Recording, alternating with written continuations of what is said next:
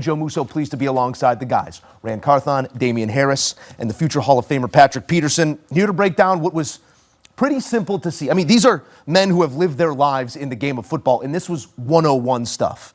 Can you run the ball? Can you stop the run? Can you rush the passer? Can you protect the quarterback? The answer for New England was no to many of those things tonight. The pressure that Drake May saw, how indicative was it of what the Seattle group is all about? I think it was everything. I mean, what we've come to know the Seattle Seahawks team as, the defense, this fierce group that just gets after the passer. They get after you, they pressure you until what do? You make a mistake. And what did Drake May do? I mean, he played as competitively as he could against this defense. Granted, we could pick apart. He could have moved in the pocket a little bit more. There were a couple throws that he missed, right? But he was still out there battling. But what does Seattle do? They hit you, they run to you, they fly to you until eventually you make that crucial mistake. And that's what happened towards the end of the game. That was the backbreaker for New England, giving up those interceptions toward the end. But again, this was a masterful performance by this defense in terms of stopping the run, getting pressure on the quarterback, being locked down in the secondary. I mean, what did New England's receivers do all game?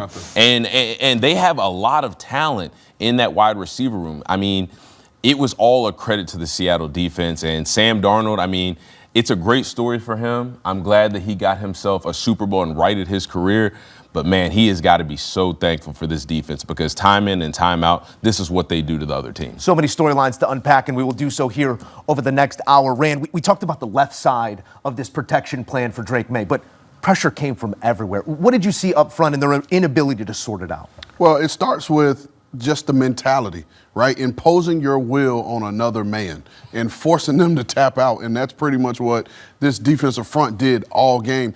We came into the game, and Pat Pete put it nicely about having two rookies on the left side of that offensive line. And they were going to now have to not only win their one-on-one battles, but be able to communicate and pass off those games. Well, Morgan Moses has really struggled throughout the playoffs. We hadn't talked about it enough, but Morgan Moses has struggled throughout the playoffs, and he continued to struggle. I like what Seattle was able to do. If you go back and you watch them all, you watch all the pressures, you watch where a lot of the sacks came from, when they wanted to run their pressure package and run games and put them in a bind, they came off the right side of the offensive line, which put Morgan Moses in a bind. And so you talk about what did this defense do? They just imposed their will. Yeah. That's what this game was about, imposing your will on the man across from you and forcing them to tap out. Pat, I want to recall a line that you often brought up this season. Say, Drake. That's been your go-to this season. And as Damian put it, only so much could be asked of the quarterback under siege in this way. But the preparedness, or maybe the lack thereof early on in this game, how did you see it bear itself out over 60 minutes?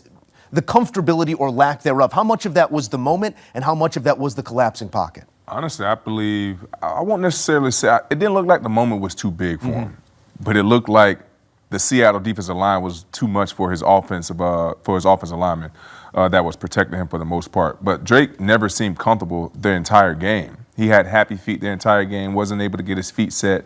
And when young quarterbacks get hit early and often, their eyes tend to come down. They don't see the whole field or go throughout their progressions as they should. And that was some of the things that came to a head in this ball game here. Wasn't able to be protected throughout this game, was never comfortable, and receivers was not able to create any separation throughout this entire game. We're tested in a way in this one that they had not been tested throughout the season. As now is no time to look back as a recollection of the lack of teeth to the schedule. Instead, the prowess of this Seattle defense throughout this 60 minutes of football. It was coupled with a very, very effective rushing attack by the Seattle offense. You didn't have to do a whole lot knowing what that defense was going to be capable of, but how's 27 for 135 Ken Walk running to this moment, the biggest moment of his career, and we called it a feature back moment for him, Dame? The patience. You likened it to a legendary back that we've seen time and again before, but patience in this moment is something completely different. Yeah, I mean, just to run the ball the way that he did in this type of moment, with that type of confidence, that type of poise in the backfield. I mean, people are going to look at me crazy. People are going to think some type of way when I say this. He looked like Le'Veon Bell tonight. It looked like the game was moving so much slower for him than it was for everybody else. I mean, the creativity in the backfield. Like I alluded to earlier in the show, before the game, his ability to see a hole over here and you think that's where he's going to hit, but next thing you know, he's on the other sideline because he's just so creative with how he ran the football. And in a game where Sam Darnold wasn't the best player on the field, having that run game to take some of the pressure off of him, take some of the pressure off of JSN because he didn't play that well either. I mean, Kenneth Walker was the heartbeat of the Seattle offense the entire game. So just to be able to run like that, have that type of confidence, I think he gained that confidence when Charbonnet went down. You said the entire game, the entire playoff, he was averaging 120 yards, per game for the most part. Mm-hmm. And I think that, again, whenever Charbonnet went down, they had mentioned it on the cast about how he took ownership of that and saying, listen, if it's going to be on me, I'm going to make something happen with it. And to your point, Pat, he's done that the entire playoff. So I think capping the Super Bowl off the way that they did, I mean, he would have loved to have had that long touchdown run stand. But holistically, the way that he performed tonight, that just caps off a magical playoff run for him. Pat, pregame we were talking about which team could stay committed to their game plan long enough. How important was this run game in allowing that to be the reality for Seattle? They really never had to put Sam Darnold in that position of pressure that he was put in the NFC title game, to be able to run the ball so effectively and control the paces of this game. What did you see in that? I mean, Damien hit it on it earlier about Sam Darnold really did not have to do much for the most part the latter part of the season and and definitely throughout the playoff because the defense was putting his teams in short field. Kenneth Walker, we just got done talking about, averaging 120 yards per game.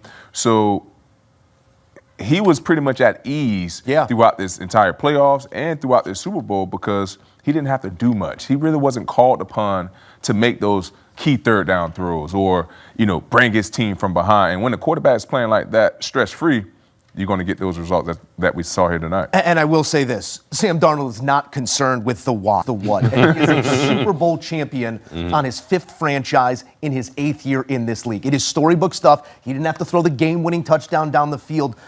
But he was that calming force for this football team that looked calm, cool, and collected in every moment, including that NFC title game. How much was Darnold the pulse of the Seahawks? I think 100%. He was that missing piece, which is why they went and paid to him the money that they did to bring him into this franchise. And we see that tonight with him winning his first Super Bowl championship. But you talk about, Dame talked about he didn't have to be the best player on the field. He was 19 of 38 on the day. I believe he threw for 202 yards on the day. So that's 50% completion percentage. He did what he needed to do in moments, right? Because there were a lot of passes that we were like, whoa, and we talked about that at halftime. But again, throughout the latter part of the game, you saw his escapability. We saw him pull the ball down, make a guy miss in space, and get a key first down. He played how I've said Drake May has played all season. Yeah. I don't care about the stats. I just want that dub. That's all I care about. So however that came, we saw Drake May in the AFC Championship game have more rushing yards than passing yards, whereas you saw Sam Darnold, he wasn't concerned about the completion percentage. I need to just make the right throws, live to see another day, and if I need to pull the ball down and run, I will do that as well. So he did whatever this team needed him to do tonight to win the football game. And now, like when you finish med school and you insist to be called Dr. Rand Carthon, well, he is Super Bowl champion Sam Darnold, no matter the means. Respect on my name. Certainly so. Ring me as Sam Darnold gets it done. And this wasn't a limp there. This wasn't a find your way to wins. This was emphatic in the way they went about their business. 10 consecutive victories to end this season. Only the 4th team in NFL history to do that. They also collect 7 wins this year against teams with 12 or more wins in the regular season. This is domination, but in a different way, Dame. How do you define the dominance of this Seattle group?